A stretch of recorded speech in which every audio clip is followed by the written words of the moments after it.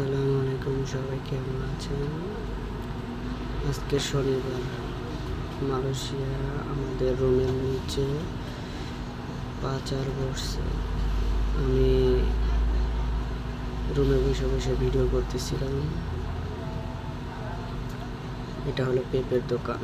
এখানে অনেক পেঁপে, পেয়ারা, ওই সাইডে প্যান্ট, কিছুই বের করছে। আমাদের রুমে আমরা 3 তলাতে থাকি, আর এর নিচে রাস্তায় পাচার করছে। আপনাদেরকে দেখাই আমাদের রুমের সামনে। দেখেন,